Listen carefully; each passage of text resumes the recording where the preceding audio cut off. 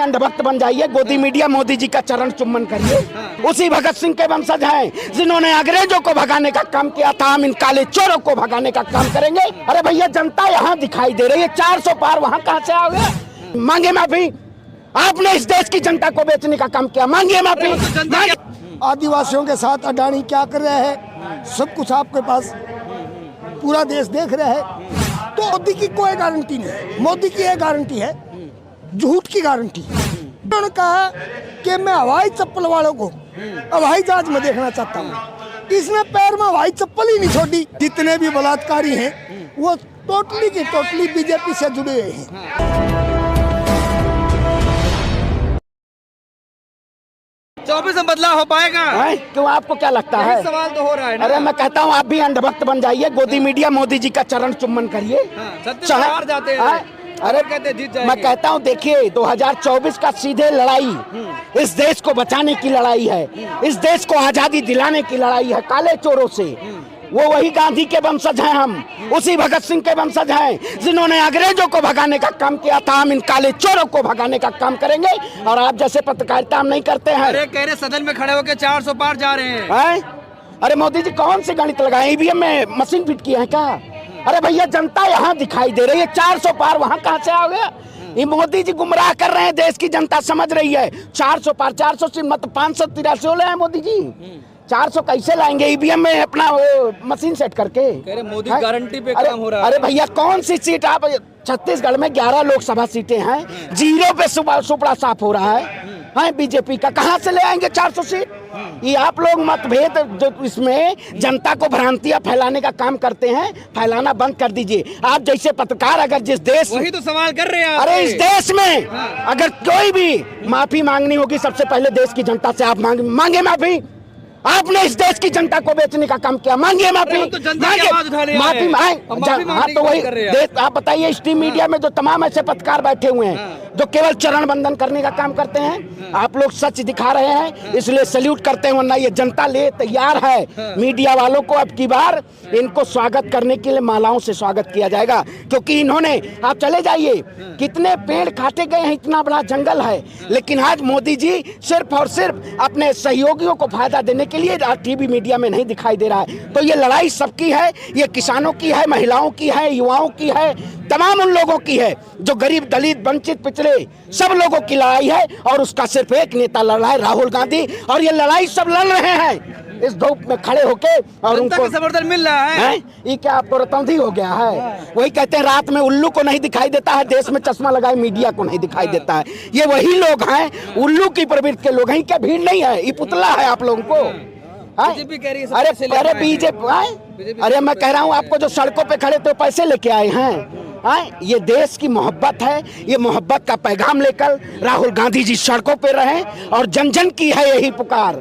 राहुल गांधी अगला प्रधानमंत्री देश के होने वाले हैं। आप लोग जितना भी झूठ फैलाना था, जितना प्रोपेगेंडा करना था, आप लोगों ने कर लिया। अब देश की लड़ाई है, और देश को बचाने की जिम्मेदारी हम जैसे युवाओं की है, देश के इन तमाम नागरिकों की है। हम इस लड़ाई को लड़ेंगे और जीतेंगे। ऐसी तानाशाह अहंकारी सरकार को सत्ता से बेदखल करने का काम किया जाएगा। मतलब होगा असर इसका?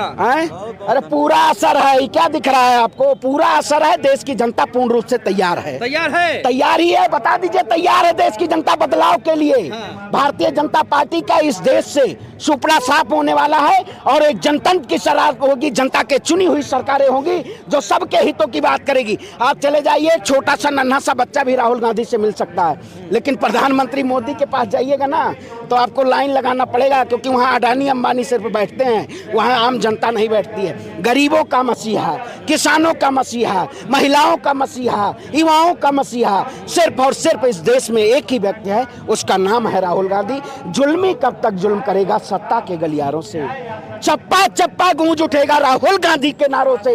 राहुल गांधी जिंदाबाद है और जिंदाबाद रहेंगे, यही अगले प्रधानमंत्री हैं इस देश के। मोदी आने वाले जाने अरे वाले। मोदी मिट गए। मोदी गए, हवा में उड़ गए, और ये राहुल गांधी का कारवां देश को एक नई क्रांति लाने का काम करेगा। जय हिंद, जय भारत। और लोगों से जानेंगे क्या लग रहा है अंकल, जिस तरीके से राहुल गांधी की रैली होने वाली है, तो असर हो रहा है इसका कि नहीं? देखो, आज जिस तरीके से जो समर्थन मिल रहा है राहुल गांधी को, और इस सरकार ने, मोदी सरकार ने हर वर्ग को एक लूटने का काम किया। इन्होंने क्या कि हर साल 2 करोड़ रोजगार देंगे। 2014 में 42 करोड़ युवाओं के पास रोजगार था, जो आज इस हिसाब से 60 करोड़ रोजगार होना चाहिए था, जबकि 1 करोड़ रोजगार घट गया। अब टोटल 41 करोड़ रोजगार है।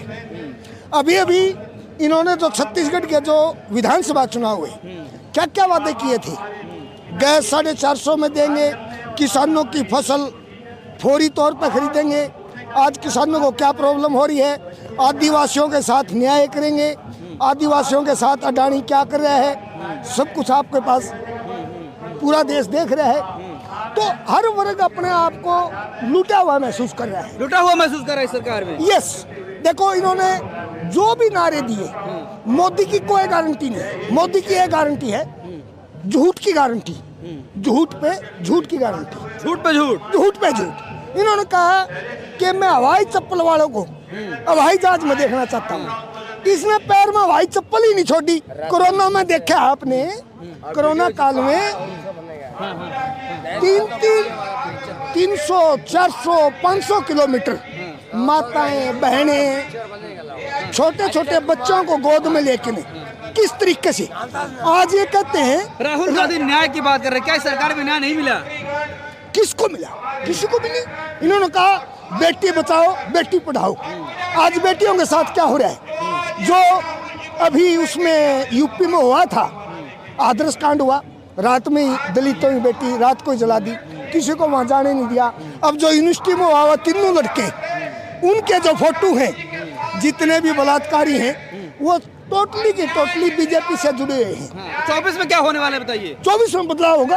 होगा बदलाव? बिल्कुल होगा।